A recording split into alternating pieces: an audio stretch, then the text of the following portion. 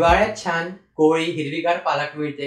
पालकीपासून आपण नेहमीच बरेचसे प्रकार करत असतो, पण आज मी तुमच्याबरोबर एक नाविन्यपूर्ण नवीन रेसिपी शेअर करतोय। तर पालक पनीर राईस कसा बनवायचा ते सांगतोय। हा राईस पौष्टिक तर आहे, पण पनीर वापरल्यामुळे हाय प्रोटीन सुद्धा आहे। तर नक्की ट्राय करून बघाल, पण त्या अगोदर चला रेसिपीला सुरुवात करूया। तर हा पालक पनीर राईस करण्याकरिता इथे मी 1 वाटी बासमती तांदूळ स्वच्छ धुवून अर्धा तास भिजत ठेवलेले आहेत। पालक ब्लांच करण्याकरिता पॅन मध्ये पाणी गरम करायला ठेवलेलं आहे। पाणी गरम झालं की यामध्ये अर्धा जोडी पालक स्वच्छ धुवून यामध्ये घातलेली आहे आणि 2 मिनिटे तशीच गरम पाण्यामध्ये राहू द्यायची।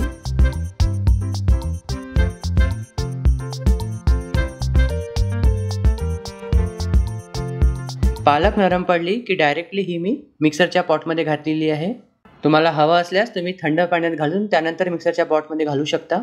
त्यानंतर यामध्ये कढीपत्ता, 6-7 लसूण पाकळ्या, 1 इंच आल्याचा तुकडा, आवडीनुसार हिरव्या मिरच्या, अर्ध्या लिंबाचा रस घातलेला आहे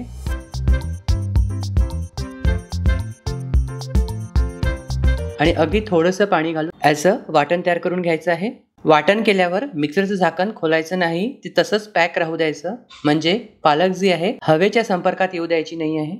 हवेच्या संपर्कात आलं तर ते काळं पडतं। त्यानंतर पनीरचे काप आपल्याला फ्राय करून घ्यायचे आहे। तर एका नॉनस्टिकच्या पॅनमध्ये 1 मोठा चमचा तेल गरम करून त्यामध्ये पनीर हाय फ्लेमवर आपल्याला भाजून घ्यायचं आहे। हलकासा रंग चेंज होतपर्यंत आपल्याला फ्राय करून घ्यायचं आहे। आता भात करण्याकरिता एका पॅनमध्ये 2 ते 3 मोठे चमचे तेल गरम करून त्यामध्ये कसुरी मेथी आणि खड्या मसाल्यांमध्ये तमालपत्र, जिरं, काळी मिरी, लवंग, वेलची आणि कलमी घातलेली आहे। याची आपल्याला खमंग फोडणी तयार करून घ्यायची आहे। सोबतच जी पालकची प्युरी आपण तयार केलेली आहे ती यामध्ये घालायची आहे। झाकण आत्ताच खोलायचं आणि लगेचच यामध्ये घालायची।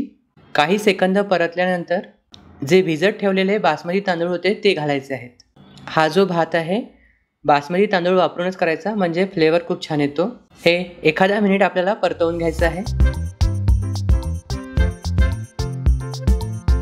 त्यानंतर यामध्ये 1.5 वाटी पाणी घातलेलं आहे। हे एकदा मिक्स करून घ्यायचं।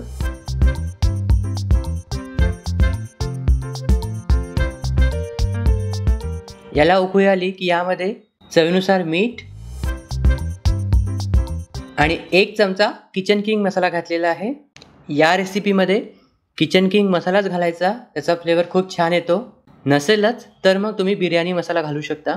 आणि आता गॅसचा फ्लेम अगदी लो करून यावर झाकण ठेवून भात शिजतपर्यंत आपल्याला अगदी लो फ्लेमवर शिजवून घ्यायचं आहे।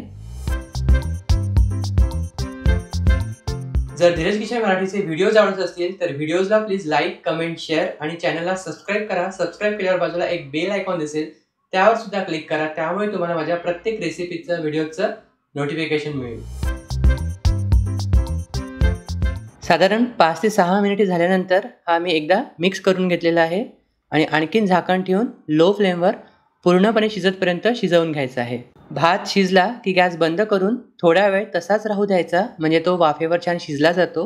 आणि 10 ते 12 मिनिटे गॅस बंद केल्यावर तसाच ठेवल्यानंतर यावरचं झाकण खोलून यामध्ये जे पनीरचे काप आपण तळून घेतलेले आहे ते घालायचे आहेत। वरतून बारीक चिरलेली कोथिंबीर घालून हे एकदा मिक्स करून घ्यायचं।